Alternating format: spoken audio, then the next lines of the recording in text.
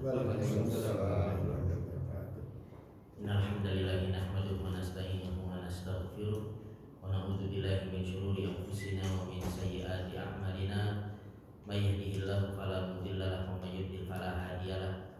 Asyhadu an la ilaha illallah wahdahu la syarika lahu wa asyhadu anna Muhammadan abduhu wa rasuluh. Qala Allah ta'ala ya ayyuhalladzina amanu taqullaha haqqa tuqatih wa la tamutunna illa wa antum muslimun. Amma ba'd, para jemaah yang dimuliakan oleh Allah, alhamdulillah kita bersyukur kepada Allah Subhanahu wa taala atas segala limpahan nikmat dan karunia yang Allah Subhanahu wa taala berikan kepada kita. Salawat dan salam semoga tercurahkan kepada Nabi kita Muhammad sallallahu alaihi wasallam beserta keluarganya, sahabatnya, tabi'in, tabi'ut tabi'in, dan orang-orang yang senantiasa mengikuti risalahnya hingga akhir zaman. Para jemaah yang dimuliakan oleh Allah, kita melanjutkan kembali kajian kita dari tafsir surat-surat pendek. Kita masuk ke surat yang berikutnya, yaitu surat Al-Masad, atau dinamakan juga dengan surat Al-Lahab. Jadi bisa surat Al-Masad, bisa surat Al-Lahab, juga bisa disebut dengan surat Abi Lahab. Surat Abi Lahab. Dan surat Al-Masad ini dia tergolong sebagai surat Makkiyah. Surat Makkiyah. Dan disebutkan turunnya surat ini pada tahun keempat dari kenabian. Jadi diturunkan di tahun keempat dari kenabian. Dan Nabi kita Shallallahu Alaihi Wasallam dikenal sebagai seorang yang berakhlak mulia. Nabi Shallallahu Alaihi Wasallam itu dikenal sebagai Al-Amin, digelari dengan apa? Al-Amin, sebagai yang bisa dipercaya. Orang yang bisa dipercaya.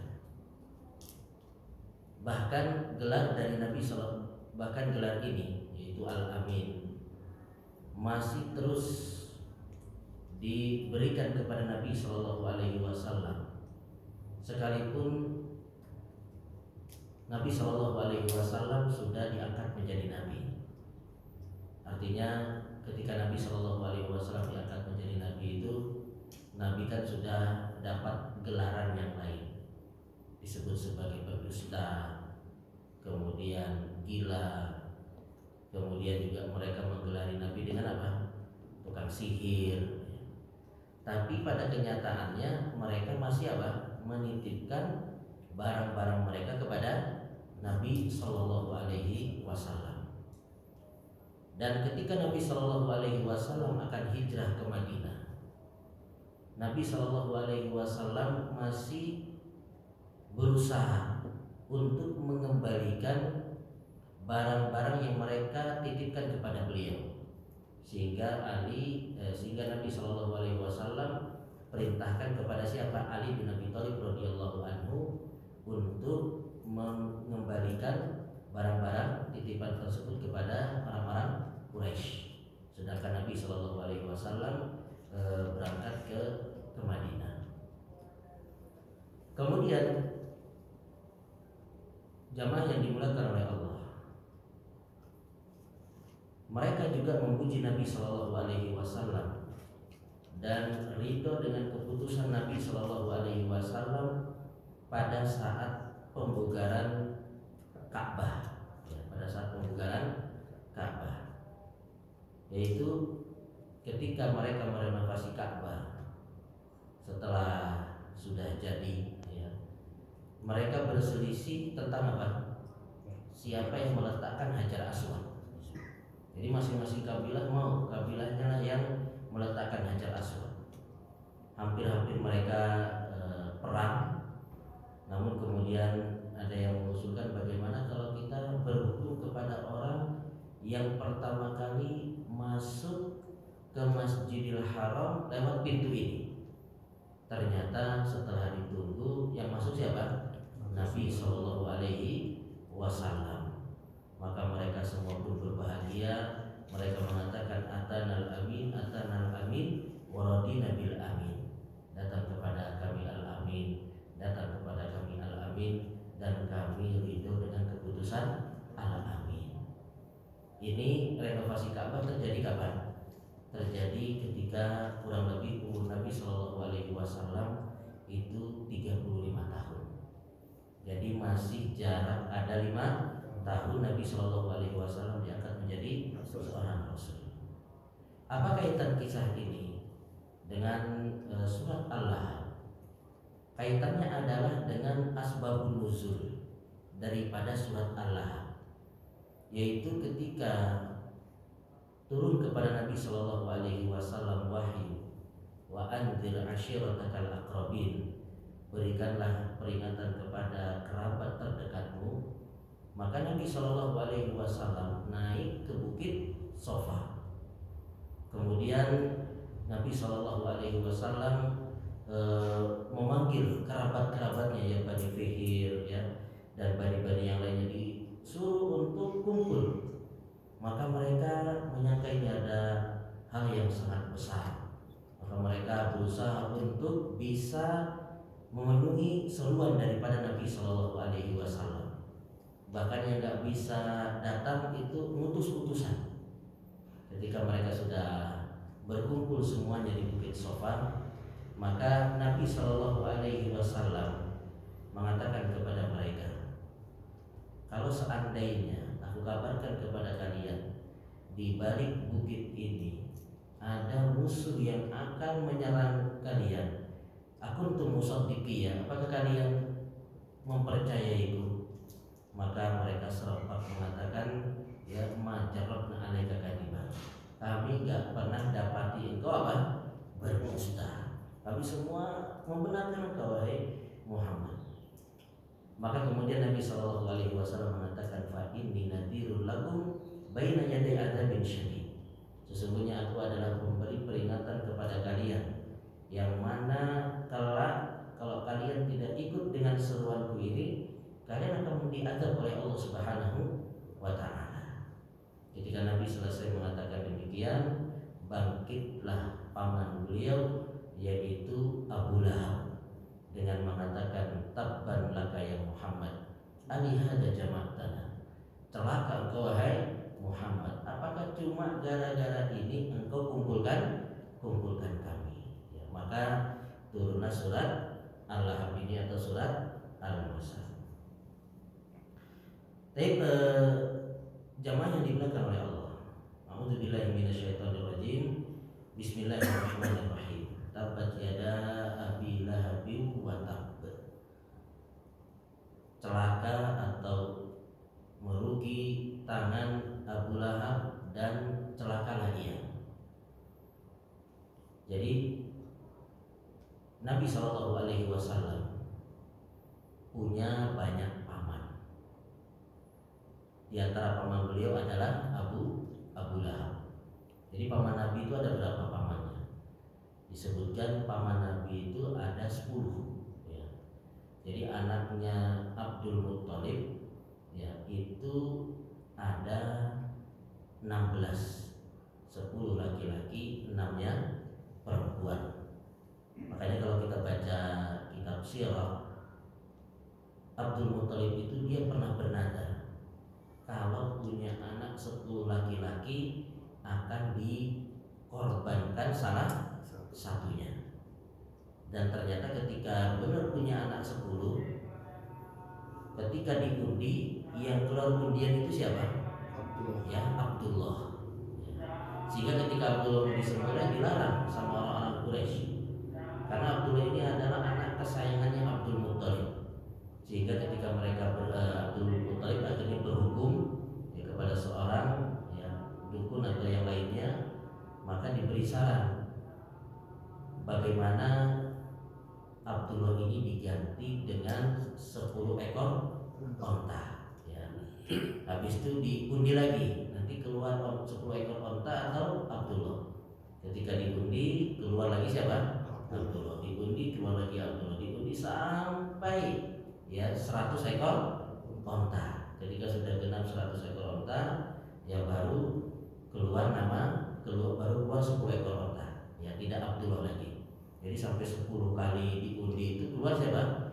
Abdullah, ya. Maka diulang lagi, ya, diganti dengan 10 ekor onta, diundi lagi, keluar lagi Abdullah sampai 10 kali. Ya, jadi ontanya ada berapa? 100. Kemudian ketika diundi lagi nama Abdullah, ya, 10 ekor onta yang keluar. Diundi lagi sampai 3 kali terus 10 ekor onta. Akhirnya Abdul tidak jadi disembelih, yang disembelih adalah 100 ekor onta. Jadi Abdul Muthalib punya 10 anak laki-laki dan 6 anak perempuan. Dari 16 anaknya ini Abdul Muthalib punya 16 anak. Itu dari berapa istri? Dari 1 istri atau 2 istri? Disebutkan dari 5 istri, ya. Jadi di zaman dahulu itu jarang ada yang cuma punya 1 istri, jarang. Kalau sekarang punya istri lebih daripada 1, mulai berkoar-koar. Kalau sudah sebut nama poligami, ya biasanya langsung semangat lagi kajiannya. Jadi dulu orang-orang itu punya istrinya banyak. Abdul Muthalib punya 5 istri. Dan yang bersaudara kandung seayah dan seibu dengan ayah Nabi itu siapa? Abu Thalib, ya. Jadi yang seayah dan seibu dengan ayahnya Nabi Abdullah adalah Abu Thalib, ya. Dan dari 10 paman Nabi Shallallahu Alaihi Wasallam yang masih hidup ketika Nabi Shallallahu Alaihi Wasallam diutus itu ada berapa? Ada 4. Ya.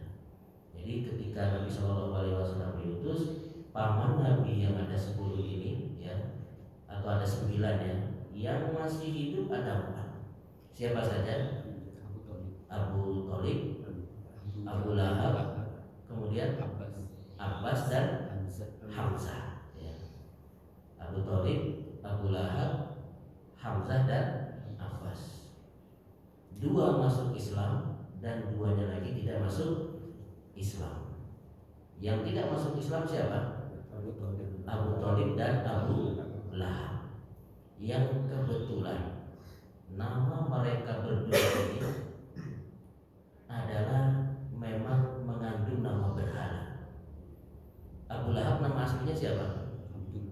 Abdul Uzza. Kemudian Abu Thalib nama aslinya Abu Thalib adalah Abdul Manaf, ya. Jadi Manaf itu nama berhala, Uzza juga nama apa? Berhala. Jadi Abdul Uzza, ya, hambanya Uzza, Abdul Manaf hambanya Manaf, ya. Ya, kebetulan mereka yang menghambakan kepada selain Allah, ya, tidak masuk dalam Islam. Selain itu yaitu Abbas, Hamzah yang tidak menghambakan kepada berhala. Abbas, Hamzah ini artinya adalah singa. Jadi orang-orang Arab itu dia suka dengan singa, sehingga bahasa Arabnya singa itu ada banyak, ya. Abbas, Hamzah, Harith, Asad, Usaid, ya. Jadi 2 inilah yang masuk ke dalam agama Islam. Nah, dari 2 yang kafir ini yang tidak masuk Islam, ada yang memusuhi Nabi, ada yang membela Nabi Shallallahu Alaihi Wasallam. Yang membela Nabi adalah Abu Thalib, dan yang memusuhi Nabi Shallallahu Alaihi Wasallam adalah Abu Lahab. Jadi Abu Lahab, paman Nabi Shallallahu Alaihi Wasallam, yang sangat memusuhi Nabi Shallallahu Alaihi Wasallam. Bayangkan Nabi Shallallahu Alaihi Wasallam ketika berdakwah, beliau datang ke pasar-pasar, ke lorong-lorong, kemudian Nabi mengajak mereka untuk qul la ilaha illallah tuflihu, ucapkanlah la ilaha illallah maka kalian akan beruntung.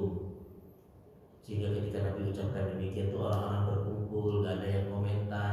Nabi ulangi lagi qul la ilaha illallah, ucapkanlah oleh kalian la ilaha illallah maka kalian akan beruntung. Baru kemudian Abu Lahab datang, ya, mengatakan kepada orang-orang hadza sabit, ini adalah orang yang telah keluar dari tradisi nenek moyang Jadi Abu Lahab tidak mengatakan Nabi SAW itu tukang sihir, orang gila, tapi pakai kata yang lebih jitu, yaitu dengan mengatakan ini orang sudah keluar dari tradisi nenek moyang kita. Mungkin kalau dikatakan tukang sihir ya bukan tukang sihir, orang gila juga nggak pantas, maka dikeluarkan kata-kata apa? Ini orang sudah keluar dari tradisi nenek moyang kita. Dan juga di dalam riwayat yang lainnya disebutkan Nabi SAW ketika keluar berdakwah mengajak orang-orang untuk mengucapkan la ilaha illallah, itu Abu Lahab dari belakang melempari Nabi SAW dengan batu sampai kaki beliau berdarah-darah. Bayangkan ya, beratnya dakwah Nabi SAW sudahlah dilempari batu, dan yang lebih beratnya lagi yang lempari siapa? Pamannya sendiri, kerabatnya sendiri. Inilah Abu Lahab. Kemudian jamaah yang dimuliakan oleh Allah, tadi sudah kita singgung nama Abu Lahab aslinya adalah Abdul Uzza. Kenapa Abu Lahab diberi gelar dengan Abu Lahab? Kenapa tidak disebut dengan Abdul Uzza? Disebutkan bahwasanya Abu Lahab ini adalah seorang yang tampan, seorang yang ganteng. Makanya kalau di film-film tentang sejarah Nabi, kemudian di situ ada yang memerankan tokoh Abu Lahab mukanya serem, maka itu nggak benar, ya. Itu nggak benar. Kadang mungkin karena jahat jadi mukanya apa? Serem. Yang benar Abu Lahab itu dia tampan, ganteng, wajahnya putih. Makanya digelari dengan Abu Lahab. Lahab itu artinya apa? Lahab artinya lahab menyala, ya menyala. Jadi wajahnya itu seperti bersinar, sehingga digelari dengan Abu Lahab. Kemudian kenapa Allah Subhanahu wa taala tidak sebutkan Abu Lahab ini dengan nama aslinya Abdul Uzza dalam Al-Qur'an? Kenapa kira-kira Pak? Kenapa tidak disebutkan nama aslinya? Ya. Tapi disebut dengan apa? Abu Lahab. Disebutkan alasannya adalah karena Allah Subhanahu wa taala tidak suka dengan nama yang menghambakan bukan kepada dirinya. Ya. Kalau Fir'aun kan disebutkan Fir'aun karena tidak menghambakan kepada selain Allah Subhanahu wa taala. Kalau Abdul Uzza ini kan menghambakan kepada selain Allah, sehingga tidak disebut nama aslinya. Kemudian yang kedua, kenapa disebut dengan Abu Lahab? Karena memang orang-orang lebih banyak yang mengenal namanya Abu Lahab ini dengan Abu Lahab, bukan dengan nama aslinya. Alasan yang ketiga disebutkan oleh Imam Al-Qurtubi rahimahullah ta'ala, karena antara kunyah dengan nama itu lebih muliaan nama. Jadi kunyah itu kan yang pakai Abu, Abu siapa, ya. Maka yang lebih mulia itu adalah nama daripada apa? Kunyah. Itulah kenapa di dalam Al-Quran Nabi itu seluruhnya disebutkan dengan apa? Nama-nama mereka, ya. Muhammadur Rasulullah, ya. Kemudian wa Yahya wa Isa wa Ilyas. Jadi kalau Nabi disebut apa? Nama-nama mereka, tidak disebut dengan kunyah, tidak disebut dengan Abu, ya. Padahal para nabi punya kunyah atau tidak? Nabi kita SAW ada kunyahnya Abu Qasim, ya. Tapi disebut di dalam Al-Quran dengan apa? Dengan nama beliau Muhammad, ya. Muhammadur Rasulullah. Bahkan disebutkan dalam Al-Quran nama Muhammad itu berapa kali, Pak? Nama Muhammad disebutkan dalam Al-Quran berapa kali? PR ini Pak, PR. Disebutkan ada suratnya sendiri ya? Ada suratnya sendiri, ada surat Muhammad, ya. Disebutkan 4 kali dalam surat Muhammad ayat yang kedua, dalam surat Al-Fatah ayat yang terakhir Muhammadur Rasulullah.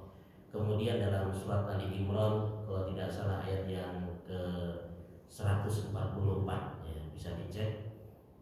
Kemudian dalam surat Al-Ahzab Kalau tidak salah ayat yang ke-40 atau yang 44 ya, bisa nanti dicek kembali.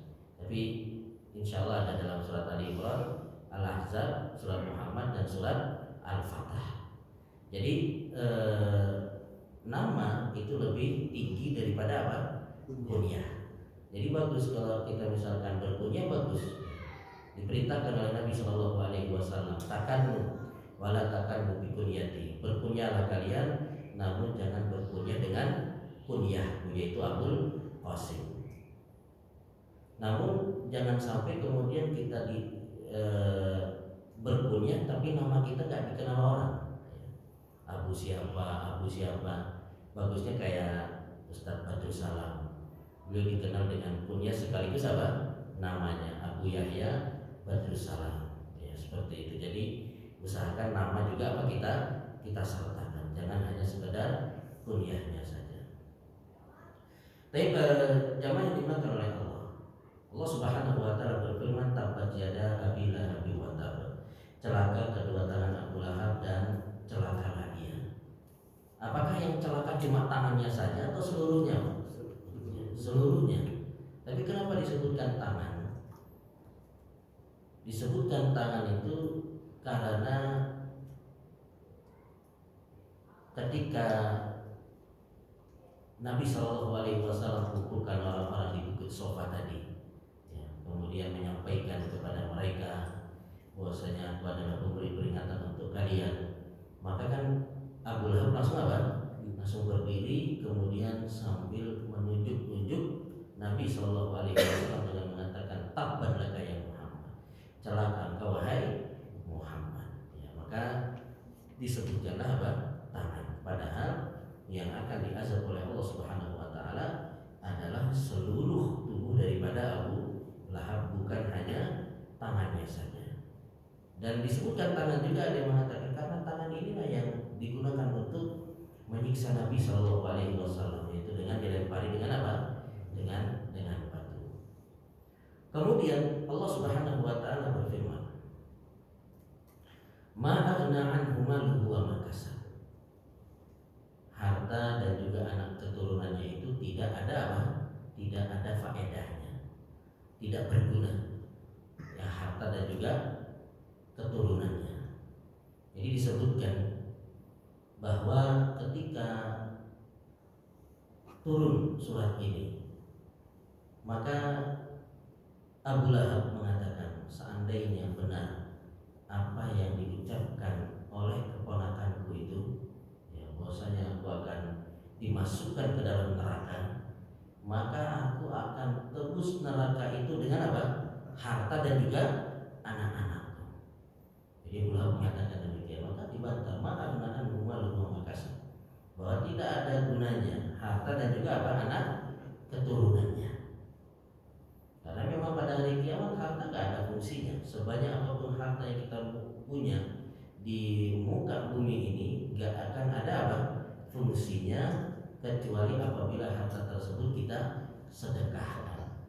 Nah, mungkin juga kita meninggal dunia kemudian bawa harta, gak ada. Ya, sebanyak apapun harta yang kita miliki tidak akan berguna nanti pada hari kiamat. Begitu juga dengan anak-anak. Sebanyak apapun anak yang kita miliki tidak ada apa? Gunanya nanti pada hari kiamat, kecuali apabila anak tersebut adalah anak yang soleh, ya, dan soleha. Oleh karena itu kita berusaha untuk mendidik anak-anak kita untuk menjadi anak-anak yang soleh dan soleha. Jangan sampai kita menunda-nunda dalam mendidik mereka. Bahkan disebutkan seandainya kita ini sedang ibadah, baca Quran kan, kemudian anak kita datang, Abi tolong ajarin dong, maka hendaknya kita segera tutup Al-Quran dan ajari apa? Mereka. Kenapa? Karena membaca Al-Quran hukumnya sunnah dan mendidik anak itu hukumnya apa?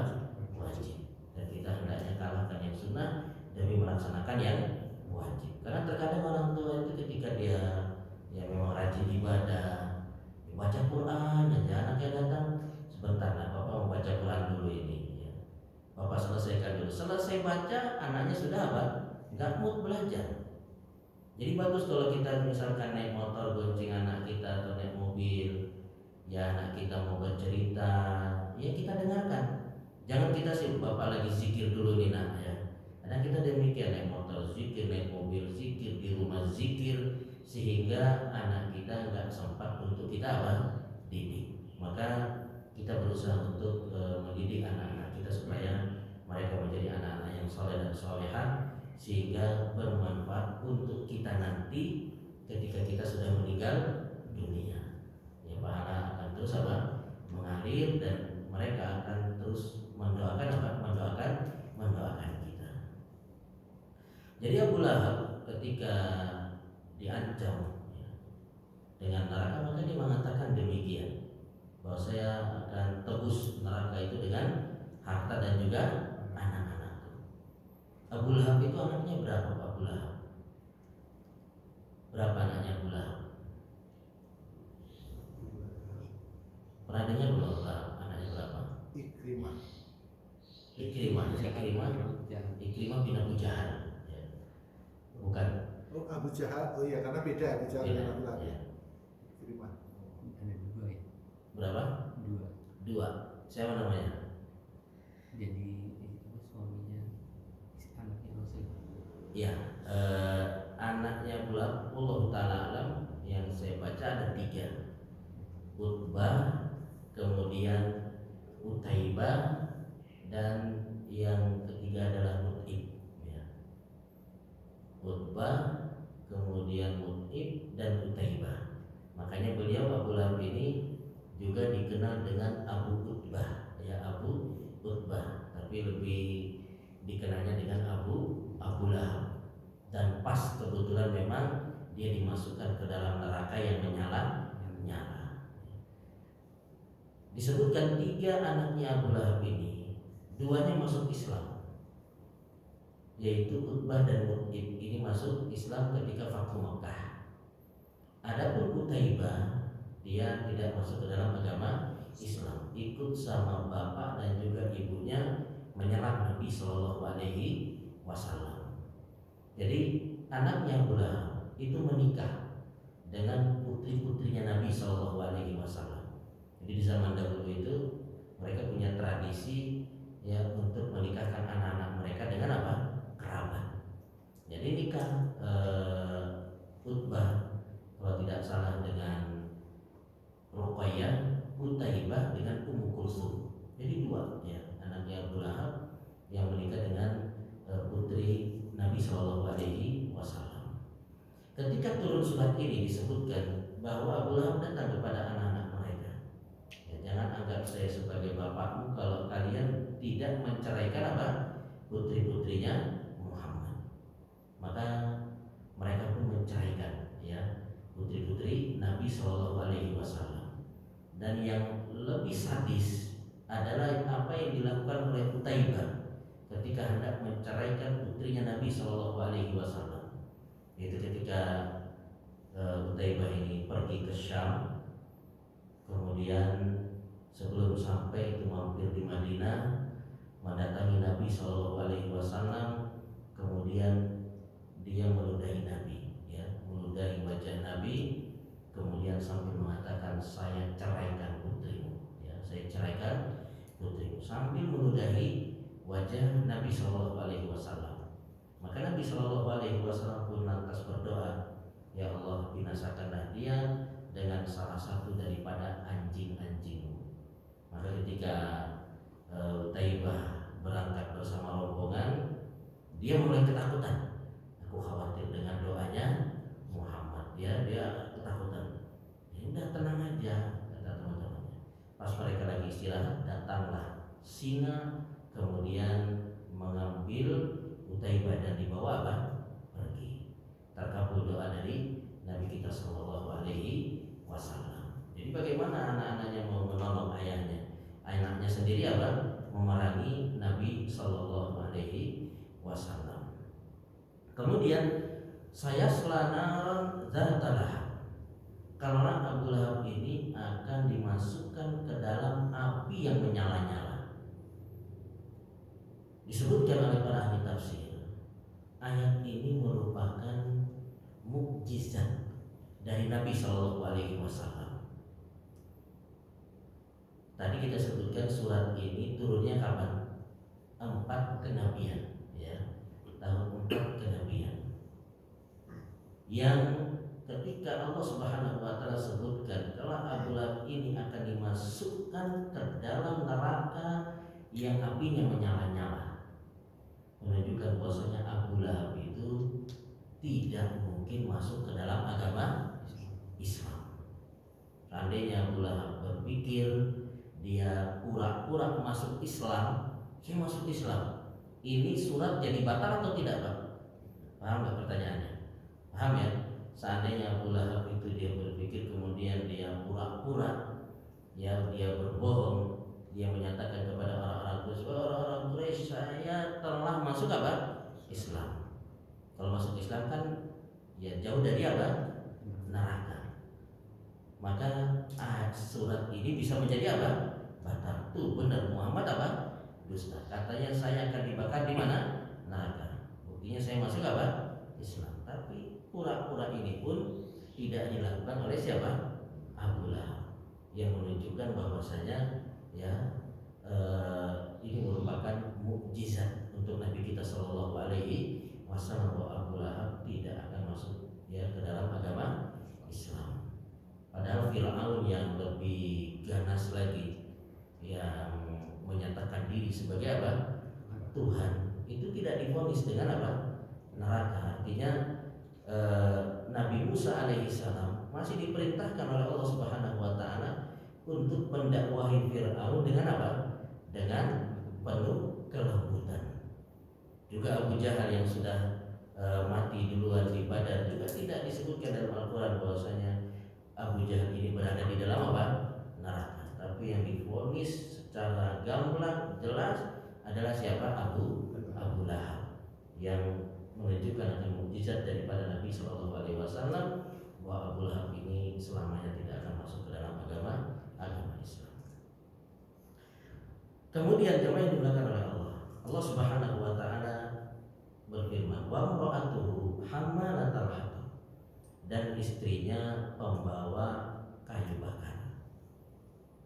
Istrinya ini namanya siapa istrinya?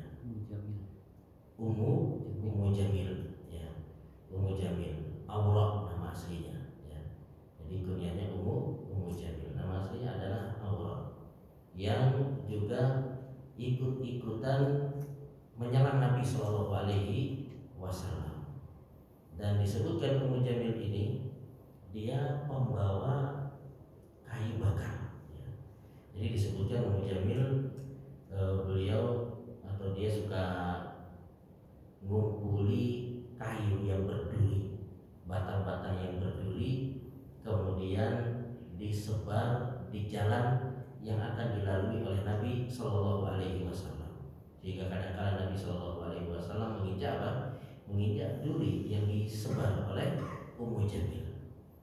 Sebagai balasannya adalah Ummu Jamil ini nanti pada hari kiamat akan membawa kayu bakar untuk membakar suaminya. Jadi bayangkan, suaminya sudah disiksa dan yang membawa kayu bakarnya siapa? Istrinya sendiri. Ini menunjukkan istri yang sayang suami atau tidak seperti ini, Pak? Tidak. Ya, tidak ya. Jadi justru dia yang membawa kayu bakar untuk membakar suaminya. Jadi ini tambahan azab untuk Abu Lahab. Sudahlah panas, ternyata ketika dilihat yang bawa kayu bakar adalah apa? Istrinya sendiri. Ini bisa kita ambil pelajaran dari sini, bahwa istri-istri yang ada di rumah itu bisa menjadi musuh bagi kita. Karena Allah Subhanahu wa taala yang mengatakan, ya ayyuhalladzina amanu inna min azwajikum wa auladikum aduwwan lakum fahdharuhum. Hai orang-orang yang beriman, sesungguhnya istri-istri kalian, anak-anak kalian itu apa? Musuh-musuh bagi kalian. Maka hendaknya kalian hati-hati. Ya. Jadi bisa jadi istri kita yang ada di rumah ini, ya, yang sepertinya sayang sama kita, yang kemudian kita pun juga sayang sama dia, itu ternyata bisa apa? Bisa berubah menjadi apa? Musuh bagi kita. yang menunjukkan bahwasanya istri itu ada tanda-tanda musuh bagi kita adalah apabila istri yang ada di rumah kita ini suka menghalangi kebaikan yang hendak kita lakukan. Maka kita waspada. Kalau kita sudah mau mengeluarkan zakat, misalkan kita sudah punya harta yang mencapai nisab dan sudah mencapai haulnya, kita mau keluarkan zakat, kebetulan mungkin uang kita banyak sehingga zakatnya mungkin sampai 100 juta misalnya. Mau kita keluarkan itu 100 juta besar atau enggak, Pak? Ya besar ya. Nah, ketika mau dikeluarkan istri, besar banget itu Bang, gimana kalau 5 juta aja? Kita mau renovasi rumah ini. Rumah kita udah banyak yang perlu diperbaiki, catnya, lantainya. Kita juga perlu TV yang lebih besar. Kita juga butuh ini, butuh itu. Nah, ini tanda-tanda itu istri adalah sebagai apa? Ya, musuh bagi kita. Maka hati-hati, waspada. Kalau kita mau berangkat umroh kemudian aduh, masa tiap tahun umroh terus, kapan jalan-jalan ke Eropa, ke sini ke situ. Nah, ini harus apa? Harus mulai waspada ya. Karena bisa jadi ya, istri, anak-anak itu sebagai apa? Musuh bagi kita. Terus kalau istri demikian ini haruskah kita cerai atau bagaimana? Cerai atau tidak? Jangan dicerai ya. Karena ayat lanjutannya adalah wa ta'fu wa tasfahu wa tagfiru. Apabila engkau memaafkan, melapang dada ya, maka sesungguhnya Allah Subhanahu wa taala itu maha pengampun. Bisa jadi kita ngelihat istri kita ini kita nggak suka. Kita ngelihat istri kita ini sudah berubah, tidak seperti dulu. Waktu kita nikahi itu ibadahnya luar biasa. Tapi setelah 5, 10 tahun, 20 tahun menikah, kok sudah mulai apa? Berubah. Yang tadinya rajin ibadah jadi kelihatan malas-malasan. Yang tadinya mendukung kebaikan kita, kok sekarang tidak mendukung. Maka bukan berarti kita harus cerai. Ya, tapi kita bisa bertahan dan memaafkan, karena di dalam ayat yang lain dikatakan bisa jadi engkau membenci sesuatu padahal itu adalah apa? Baik bagi kalian. Oleh karena itu ada seorang ulama yang dia memiliki anak yang luar biasa kecerdasannya. Dia anaknya ini pintar, soleh, hafalannya kuat. Ketika ditanya, kenapa kamu bisa punya anak demikian? Gimana sih cara mendidiknya? Maka bapaknya hanya mengatakan, karena saya bersabar dengan siapa? Dengan ibunya. Ya. Maka dengan dia bersabar sama ibunya, Allah ganti dengan yang lebih apa? Baik, yaitu anaknya menjadi seorang yang sangat luar biasa kecerdasannya. Karena itu ketika kita mulai agak suka dengan istri karena banyak perubahan yang ada pada dirinya, kita sebenarnya punya opsi, boleh kita ceraikan kalau memang dia sudah apa? Berubah daripada nanti banyak maksiat, sering bertengkar dan yang lainnya. Tapi kita punya opsi yang kedua, yaitu memaafkan dan bertahan, berharap Allah Subhanahu wa taala akan ganti dengan yang lebih baik. Tapi jamaah yang dimuliakan oleh Allah, Ummu Jamil, istri daripada Abu Lahab ini, ikut kepada suaminya memusuhi Nabi Shallallahu Alaihi Wasallam. Sebagaimana yang pernah juga kita ceritakan ketika awal kita membahas surat ini, itu surat apa? Surat apa pertama kali kita bahas? Surat Ad-Duha, ya, surat Ad-Duha. Surat Ad-Duha itu kan asbabun nuzulnya adalah ketika Nabi Shallallahu Alaihi Wasallam sakit, ya, dan didatangi oleh Ummu Jamil. Yang buat Nabi Shallallahu Alaihi Wasallam itu semakin menderita adalah Ummu Jamil. Ummu Jamil datang kepada Nabi Shallallahu Alaihi Wasallam dengan mengatakan, ini anna syaitana qad tarokaka. Saya melihat sepertinya syaitanmu sudah meninggalkan. Syaitan yang dimaksud siapa? Malaikat Jibril alaihissalam sudah gak turun lagi kepada kamu. Artinya wahyu udah gak turun-turun lagi kepada Nabi Shallallahu Alaihi Wasallam. Sehingga Nabi merasa ya Allah Subhanahu Wa Taala membencinya. Ditambah lagi perkataan Ummu Jamil ini, saya melihat syaitan udah gak dekat-dekat sama kamu. Ini bertambah kesedihan Nabi. Maka turun surat Ad-Duha. Wadduha walaili idza saja ma wadda'aka rabbuka wa ma qala. Rabbmu tidak meninggalkanmu dan juga tidak apa? Membencimu wahai Muhammad. Ini mujamil, menyakiti Nabi Shallallahu Alaihi Wasallam. Dan juga disebutkan ketika turun surat ini, Ummu Jamil itu mendatangi Nabi Shallallahu Alaihi Wasallam yang sedang berada di Masjidil Haram bersama Abu Bakar. Ummu Jamil datang, kemudian sambil mengatakan, ya mana Muhammad? Padahal Muhammad itu Nabi Shallallahu Alaihi Wasallam ada di sampingnya siapa? Abu Bakar. Ummu Jamil datang dengan bawa batu yang runcing mau ditusukkan kepada Nabi Shallallahu Alaihi Wasallam. Jadi yang mau menusuk Nabi, Nabinya nggak niat Nabi. Maka Ummu Jamil sambil bersenandung syair, dia mengatakan muzammaman asaina. Muzammam itu kebalikan daripada kata Muhammad. Kalau Muhammad artinya apa? Terpuji. Kalau muzammam berarti artinya apa? Orang yang tercela. Muzammaman asaina. Muzammam ini kami ya bermaksiat kepadanya. Wa amru abaina, perintahnya kami abaikan, ya. Wa dinuhu qalaina, dan agamanya kami benci. Jadi Nabi Shallallahu Alaihi Wasallam disebut oleh Ummu Jamil dengan muzammam.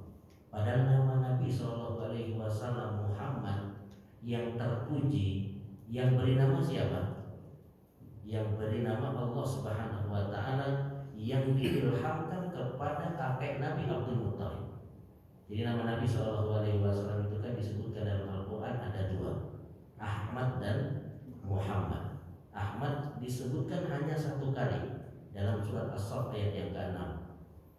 Nama Ahmad itu Allah Subhanahu Wa Taala ilhamkan kepada ibu Nabi Aminah, dan nama Muhammad itu Allah Subhanahu Wa Taala ilhamkan kepada kakek Nabi Shallallahu Alaihi Wasallam Abdul Muttalib.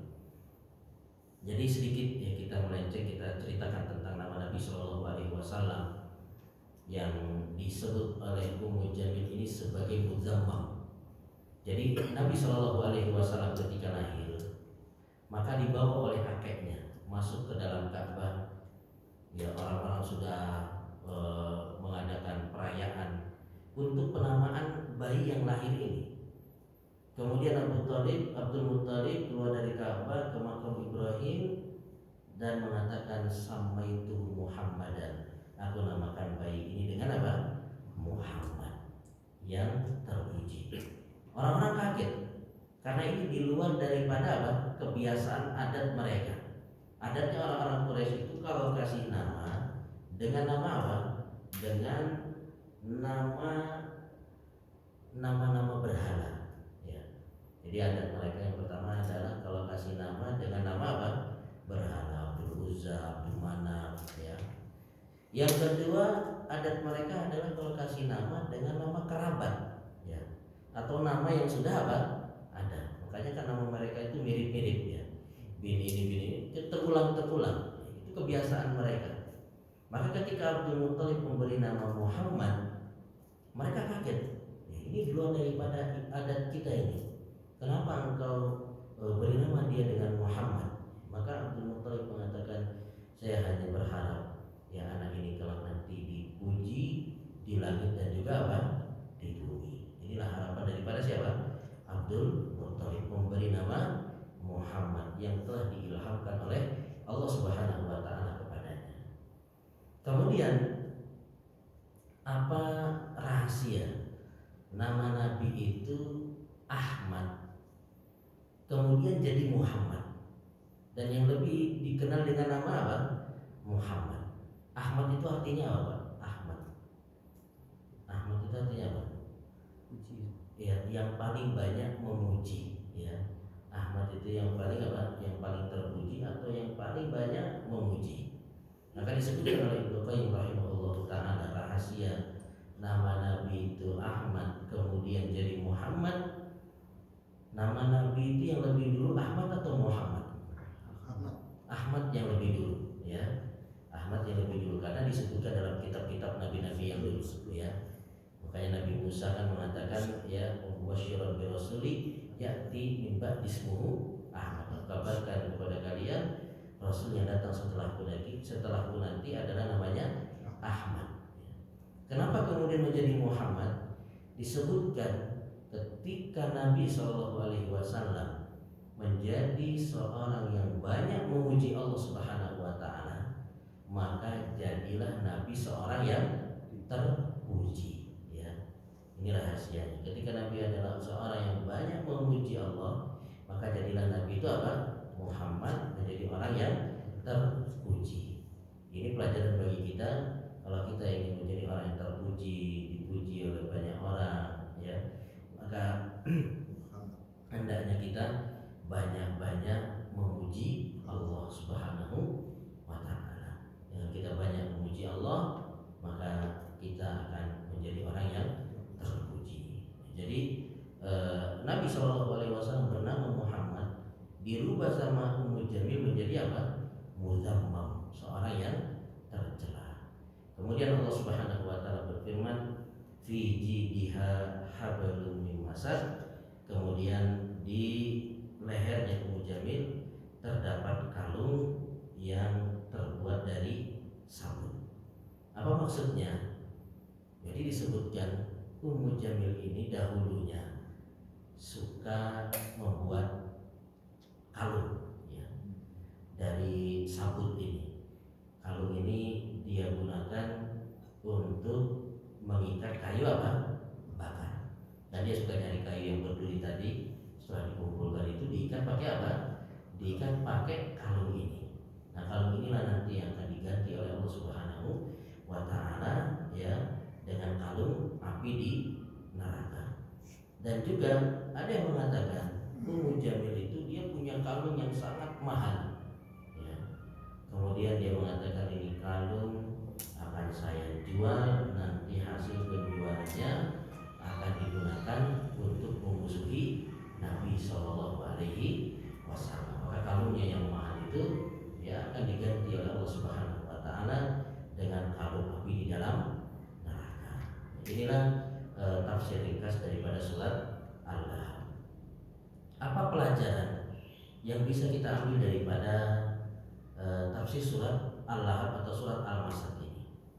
Pelajaran yang pertama adalah bahwa Abu Lahab itu punya segalanya.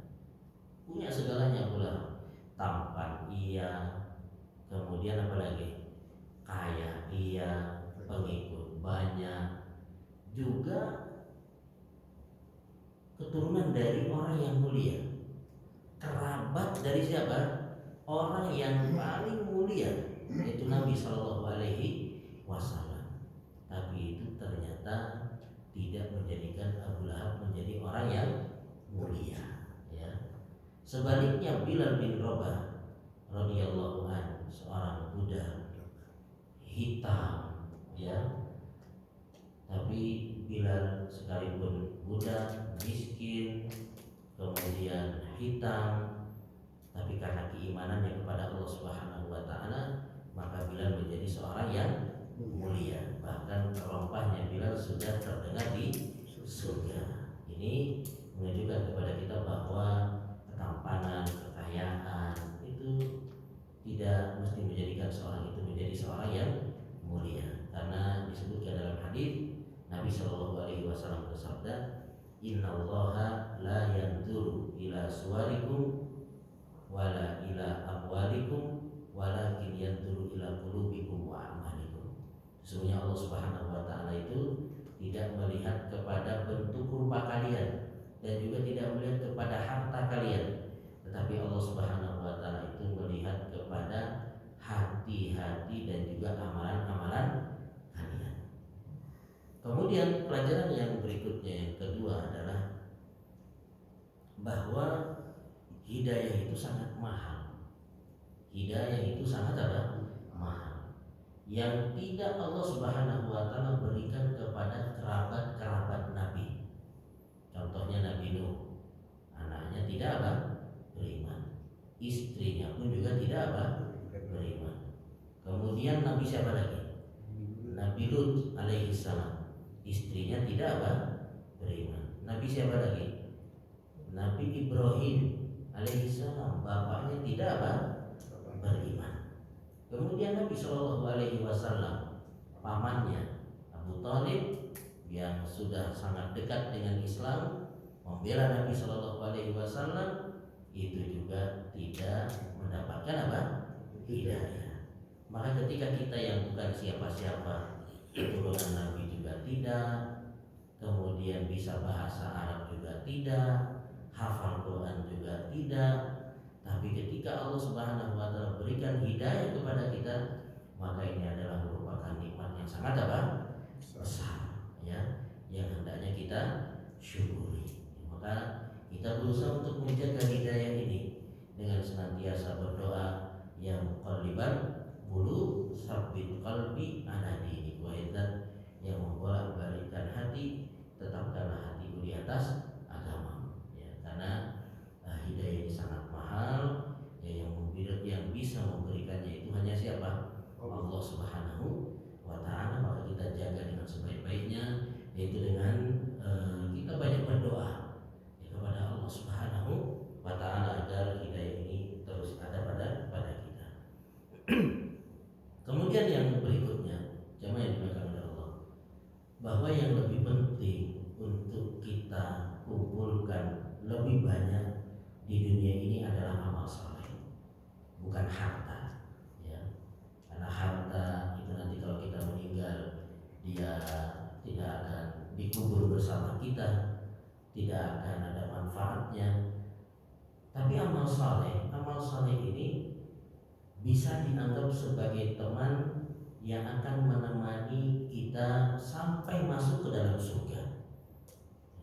Makanya tadi sudah kita singgung hadisnya, Allah Subhanahu wa taala itu tidak melihat kepada bentuk rupa dan harta kalian, tapi Allah melihat kepada apa?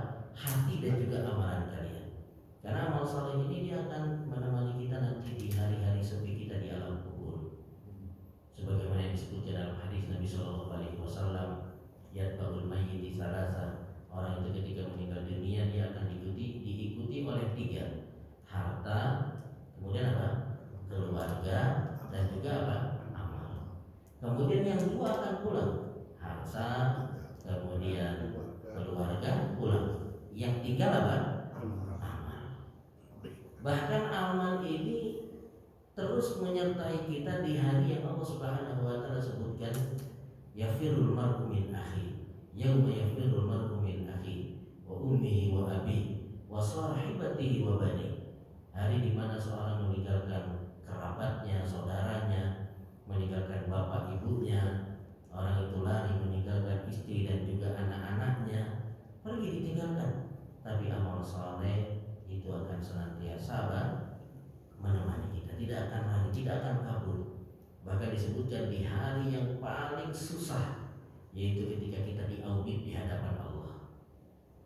Orang itu banyak yang cerita sama saya, kalau sudah masuk audit, diaudit sama ya tim auditor, itu capeknya luar biasa, takutnya juga apa? Luar biasa. Bagaimana nanti hari kiamat diaudit langsung oleh Allah Subhanahu wa taala. Yang disebutkan dalam hadis, "Ma minkum min ahadin illa sayukallimu rabbuhu azza wa jalla wa laysa bainahu wa bainahu turjuman."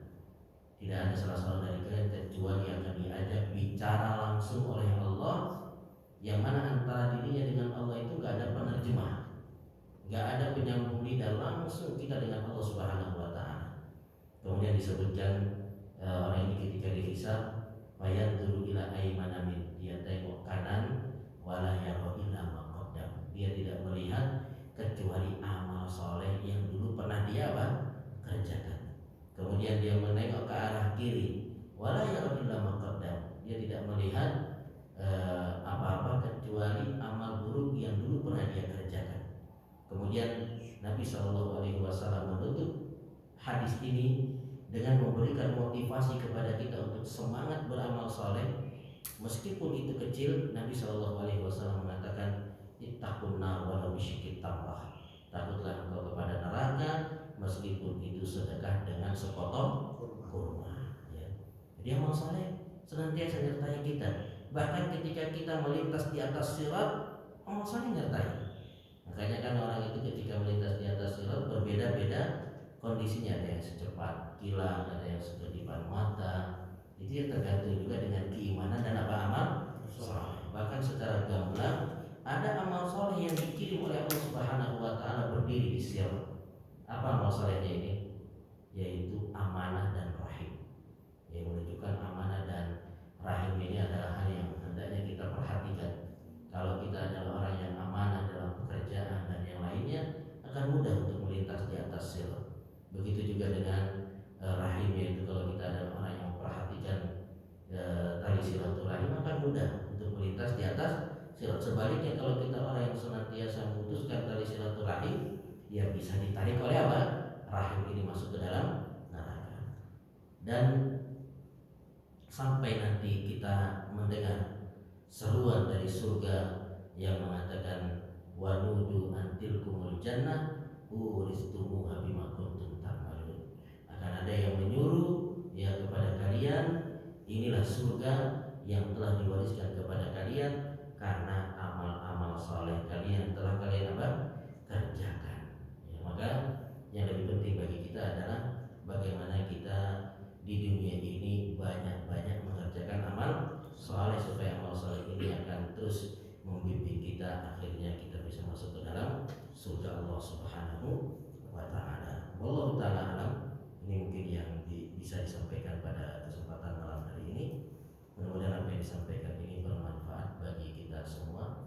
Sebelum ditutup, bila ada yang bertanya dipersilakan. Ya Ustaz, yang Abu Lahab itu akan diringankan siksanya setiap hari Senin. Itu hadis, nggak ada hadis di dalam masalah. Cuman kok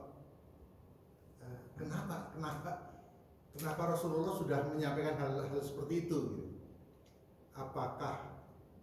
Apakah memang ini dari Allah atau apa artinya? Apakah dia sedang bermimpi atau apa gitu? Yang setiap hari Senin itu diringankan Abu Lahabnya. Tapi memang ada yang mengatakan demikian. Abu Lahab diringankan azabnya. Ya. Kenapa? Karena disebutkan ketika Nabi Shallallahu Alaihi Wasallam lahir, itu Abu Lahab sangat bahagia dengan lahir keponakannya ini. Ya. Dengan lahirnya Nabi Shallallahu Alaihi Wasallam, Abu Lahab itu sangat gembira dan kegirangan. Sampai-sampai disebutkan Abu Lahab ini punya budak namanya Suwaibah. Ya, budaknya itu langsung dimerdekakan dan diperintah untuk menyusui Nabi Shallallahu Alaihi Wasallam. Makanya yang menyusui Nabi itu kan pertama ibunya, kedua Suwaibah, kemudian setelah itu siapa? Halimatus Sa'diyah. Nah, Suwaibah ini adalah budaknya Abu Lahab. Yang mana Abu Lahab itu sangat gembira dengan kelahiran Nabi Shallallahu Alaihi Wasallam. Namun disebutkan bahwa hadis ini yang menyebutkan tentang girangnya Abu Lahab dengan kelahiran Nabi Shallallahu Alaihi Wasallam sehingga sampai mengutus budaknya Suwaibah untuk menyusui Nabi Shallallahu Alaihi Wasallam, disebutkan sanad hadisnya itu dhaif. Ya. Jadi sanadnya apa? Lemah. Ya. Wallahu ta'ala alam. Jadi tidak benar bila Abu Lahab ini setiap hari Senin itu dia mendapatkan keringanan azab. Ya. Karena tadi itu disebutkan dia bilang dan memerintahkan Suwaibah untuk menyusui ya Nabi Shallallahu Alaihi Wasallam. Ini riwayatnya tidak sahih, disebutkan riwayatnya ini mursal. Ya, dia terputus ya sehingga hadisnya dhaif, tidak bisa dijadikan hujjah. Wallahu ta'ala. Ustaz, terkait dengan dhaif. Sebetulnya di hadis dhaif itu kesalahan bukan dari hadis, tetapi periwayatnya kan. Periwayatnya yang mungkin dia lemah hafalannya atau mungkin kurang amanah sehingga mestinya hadis itu A gitu kan, terus menjadi B kan gitu kan. Itulah yang hadis dhaif kan sebetulnya. Tetapi saya pernah dengar ada ustadz nih, walaupun dhaif tapi kan dari Nabi gitu. ini pernyataan yang benar atau yang gimana gitu. Maksudnya walaupun doif kan dari Nabi gitu. Malah pernah saya dengar dari teman ada